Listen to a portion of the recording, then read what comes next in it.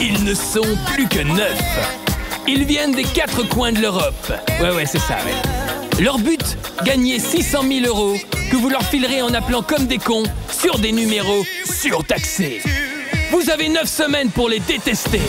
Eleanor, Carolina, Prosper, Michael, Elder, Catherine, Serena et Raimundo.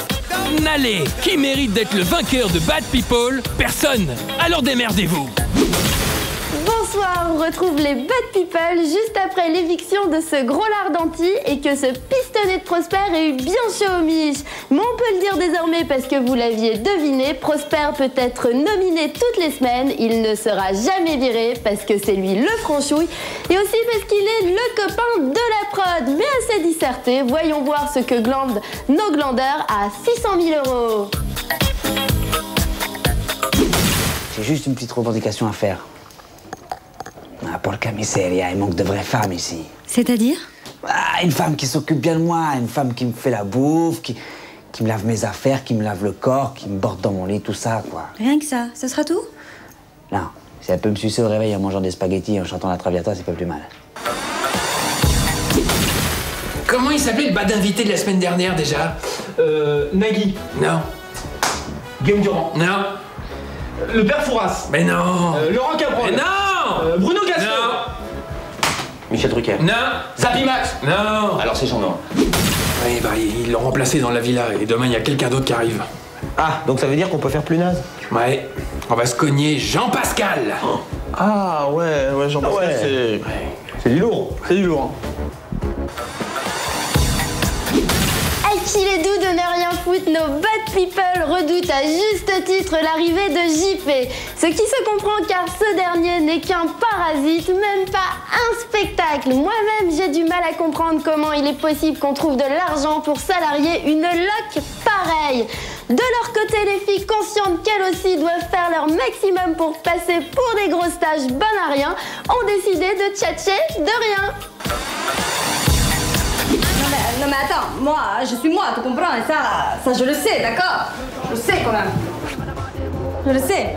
Enfin, tu sais, on n'est jamais sûr de rien, hein. Attends, oui, je comprends, oui. Sauf que si moi, j'étais pas moi, je serais probablement quelqu'un d'autre. Et là, ce serait pas joli, tu comprends? Non, parce que attends, si t'étais quelqu'un d'autre, en fait, ça sera un autre toi, et là, tu dirais que c'est toi. Alors que si t'étais quelqu'un d'autre, tu serais pas vraiment toi. Comme je te disais tout à l'heure, je te l'ai dit tout à l'heure, moi, je suis moi, je suis moi, et donc je saurais pas parfaitement ce que je sais si j'étais pas quelqu'un d'autre, ou toi, ou tutti quanti, ou n'importe quoi, ou toi, todo el mundo. Je crois que tu as complètement réussi à me perdre. Comment tu t'appelles déjà? Oui, moi, je m'appelle Serena, mais des fois, on peut m'appeler Patricia, ou Patrick, ou prise de tête aussi, prise de tête, si, prise de tête. Hey, grosse conne, on t'appelle pas grosse conne des fois? Oh, comment tout c'est, bourre-tout-plat. Il est maintenant l'heure de nous quitter. Les Bad People vont retourner à leur néant conceptuel. Jusqu'à demain où nous nous retrouvons pour une belle tranche de rien. Que va-t-il se passer entre Jean-Pascal, ce fichu brélon, et Prosper le planqué? Rien, probablement. Et c'est cette absence totale d'enjeu et de suspense qui fait la modernité du programme. Je vous dis donc à demain et d'ici là, soyez bad.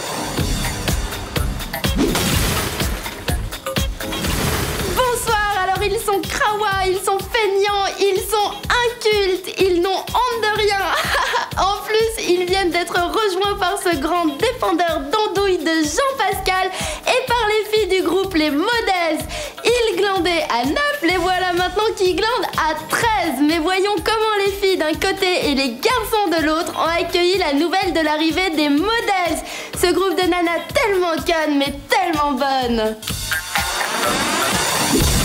Alors les filles, les modèles? Ouais, super. On va les niquer! On va les niquer! On va les niquer! Monsieur Arthur, il m'a dit de venir à la villa pour te niquer. Alors je voulais savoir si tu voulais niquer. Enfin bon, je vois pas pourquoi je te demande, hein, t'as pas le choix, vu que c'est Monsieur Arthur qui l'a dit. Que tu y vas. Tu sais, pour faire du niquer, il faut de l'amour. Il faut pas juste avoir le mandrin, tu comprends? Ah ouais, je sais. Puis il faut aussi que ta brosse, elle soit un petit peu mouillée. Ce que j'aime chez toi, JP, c'est que tu vois de la classe.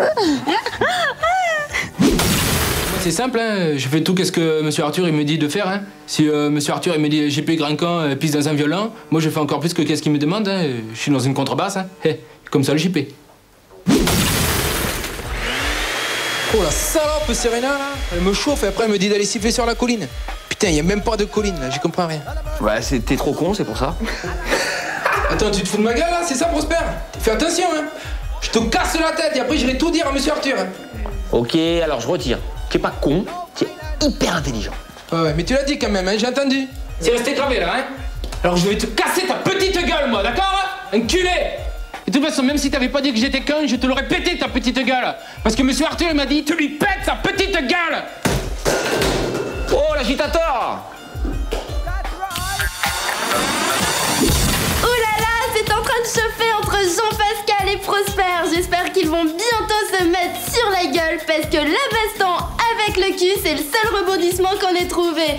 Bon, mais que font les filles pendant ce temps-là? Il y a fort à parier que les greluches glandent comme des rats morts à tous les coups. Oh, j'ai la touffe un feu. Attends, il faut tout reprendre. C'est quoi la touffe et c'est quoi le feu? Bah, est-ce que t'as déjà vu ton cul? Mais si, ton truc là. Mais oui, enfin, le cul qui te sert à niquer. Alors là, première nouvelle? Je sais pas, hein. L'autre jour, j'ai entendu qu'on m'appelait la buse dans mon dos. Et bah, j'ai demandé ce qu'est la buse. Et on m'a répondu que c'était une conne. Et mais les connes, je sais pas ce que c'est. Et alors j'ai demandé ce que c'est une conne. Et on m'a dit, c'est toi. C'est moi la conne. Alors comme je sais que moi c'est moi, et j'ai demandé ce que c'était. Ta gueule. Mais si, enfin, tu sais, well, c'est quand le papa dépose le petit graine dans le pot à crotte de ton maman. Je crois que vous foutez de moi là. Mais non, tu comprends, j'ai pas le temps de me foutre de toi parce que subitement que je l'achète un peu, je vais chercher la bassine avec le glace. Oh, t'as la touffe en feu. Tu veux un petit coup de ma grosse lance à incendie là? C'est Arthur qui me l'a dit. Ah, pèse ton plat, il a la classe à l'italienne, il fait.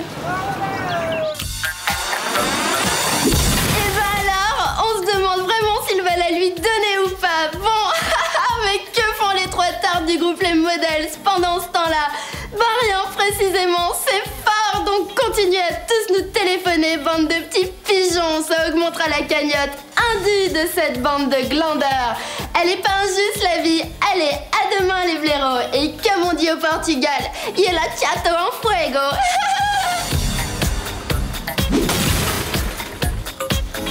Bonsoir les gosses de peau.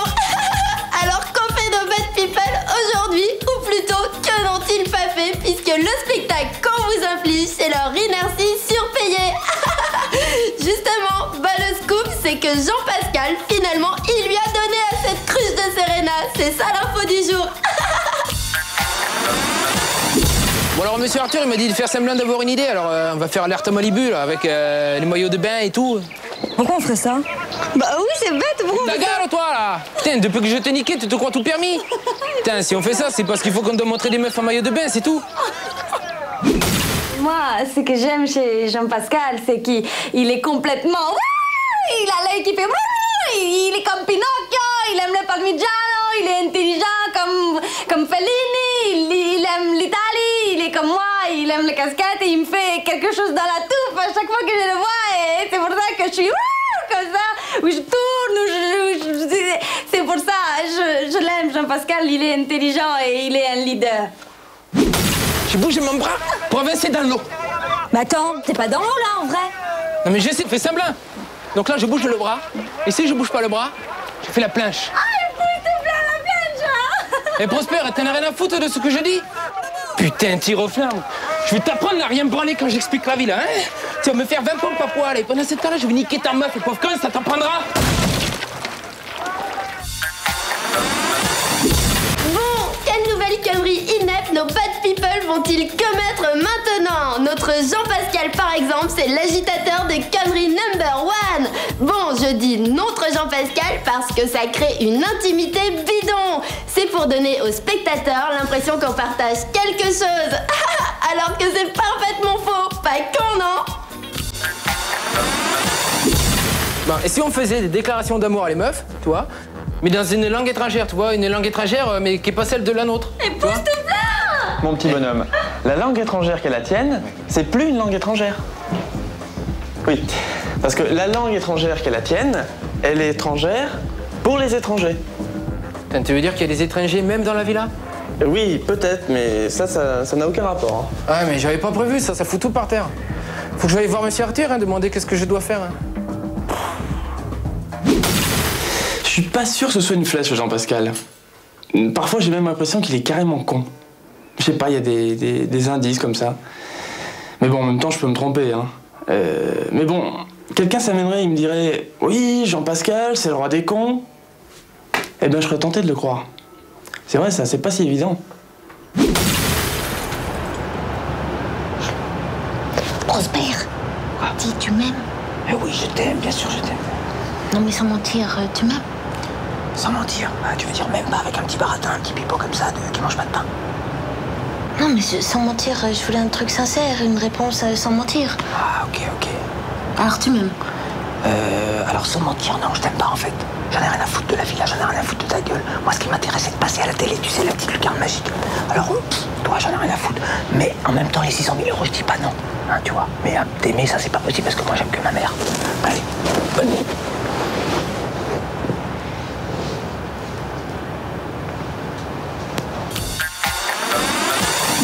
Oh la vache, qu'est-ce qu'il lui a pas balancé à cette dinde d'Éléonore?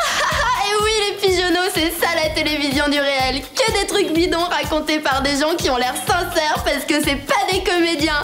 Ah ouais, c'est cruel, mais tant qu'on n'est pas arrêté par l'audience, nous, on continue. Alors, téléphonez-nous les touristes, c'est bon pour nous. Et comme on dit au pays de Raimundo et de Serena, j'ai moi les couilles au grosso.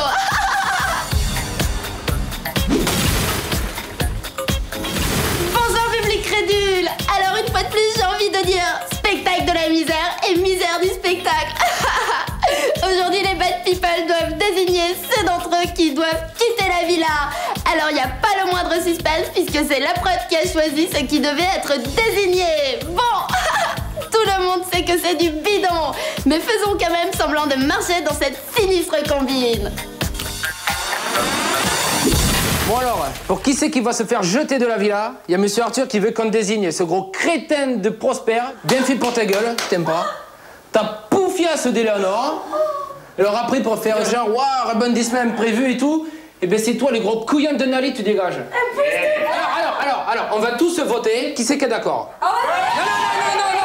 Non, et pas tous en même temps. Alors, qui c'est qui est d'accord pour qu'on vote? Ouais, on est deux. Bon, moi, je veux vraiment que Prosper il se fasse jeter. Hein. Bon, si monsieur Arthur à la fin il me dit ouais, Prosper il reste encore, bon, je ferai qu'est-ce qu'il me dit de faire. Hein. Mais en même temps, c'est monsieur Arthur qui m'a dit vas-y Prosper, tu la merde au maximum. Alors, je comprends plus rien. Bon, en même temps, JP, grand camp, t'es pas là pour comprendre, qui me dit monsieur Arthur. Alors, ça marche, hein, parce que je comprends rien. Voilà, c'est bon. Bon, alors maintenant, on va voter pour savoir si on est d'accord pour avoir le droit de vote. Qui est pour? Ouais. Ok, d'accord. Qui est contre? Personne, donc c'est 0. Et bien maintenant, on va voter pour savoir si ça sert encore à quelque chose de voter, vu qu'on sait que c'est cet enfoiré de Prosper, cette poufiasse d'Éléonore et ces grands couillons de Nalé qui sont nommés. Bon, maintenant, on va voter pour savoir si ça sert à quelque chose de voter, pour avoir le droit de vote, pour après voter. Ah, il bouge tout là. What?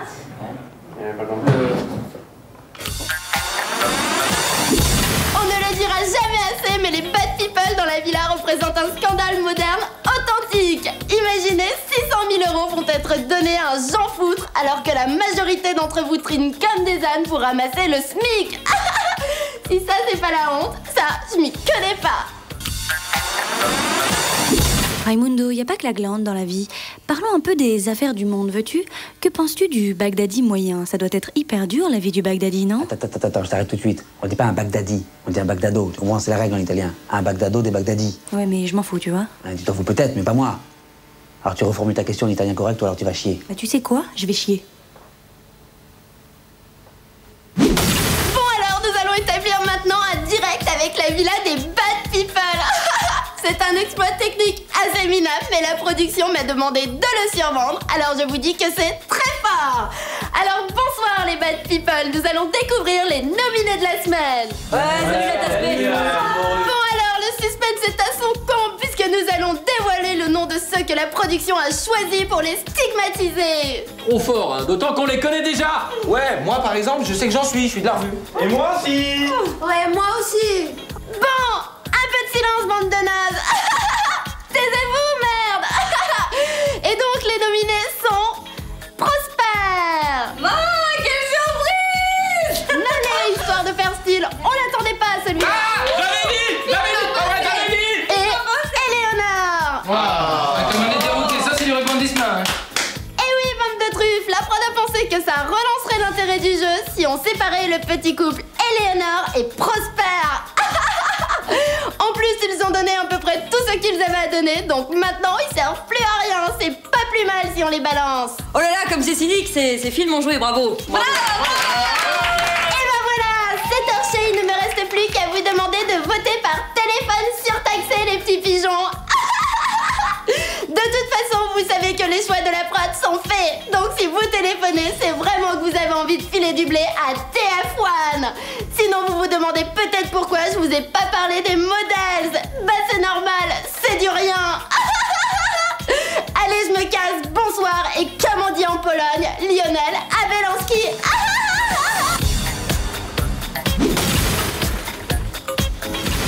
Bonsoir en fin de prolo. Alors, qu'est-ce que j'apprends? Les Bad People ne feraient pas d'audience. Il paraît que vous avez décidé de ne plus nous regarder. Eh bien, sachez que c'est pas cool du tout comme attitude. Ça ne vous fait plus marrer nos conneries? D'habitude, vous nous suiviez comme un seul homme. Allez, arrêtez de faire votre tête de cochon, amis pauvres. Et s'il vous plaît, regardez la télévision du réel. Tiens, par exemple, voyons un peu ce qu'ont fait nos Bad People pas plus tard qu'hier.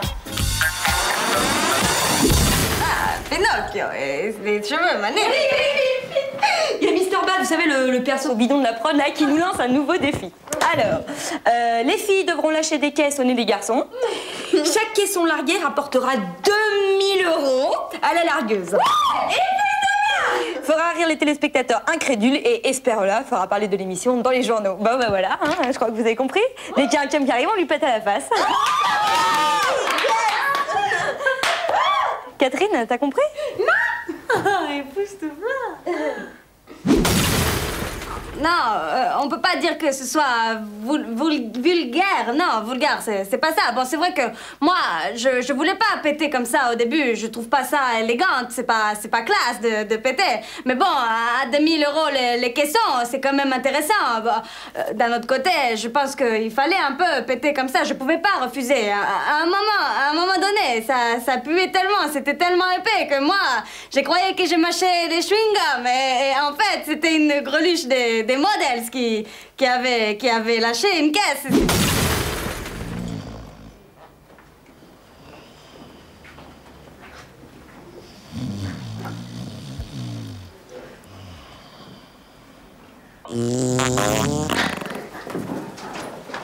Allez donc, il y a quelqu'un qui pourrait fermer la porte des chiottes là. Oh, ça pue la mort. Oh, les filles, je viens d'apprendre quelque chose d'incroyable. Il paraît qu'il y a des gens en dehors de la villa, dans la vraie vie, ils sont obligés de travailler pour se faire de la thune. Moi, je croyais que ça n'existait plus, ce truc-là. C'est dingue, hein. Mais qu'est-ce que ça veut dire, travailler?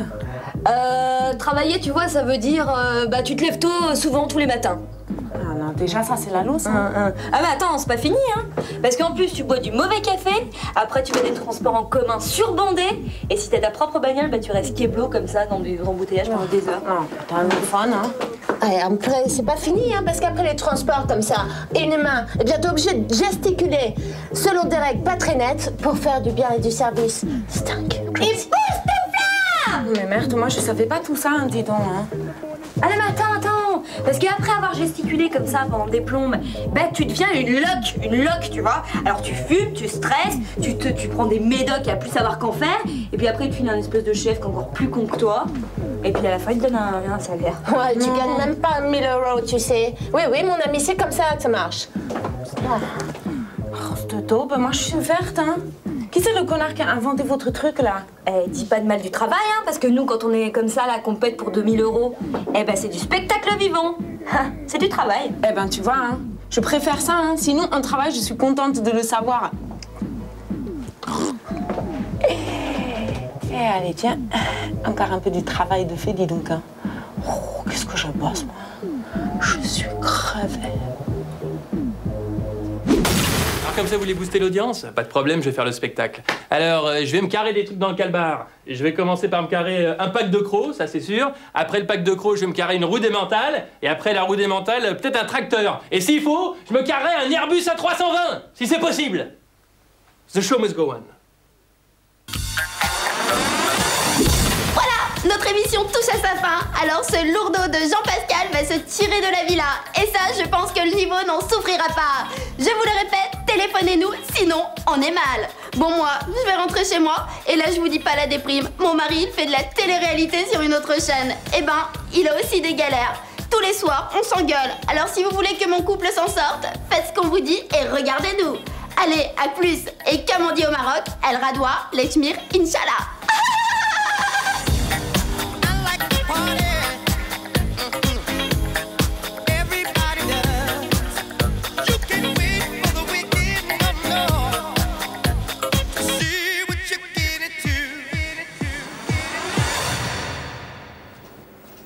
On va leur passer le cul au papier de verre. C'est bon ça, le papier de verre.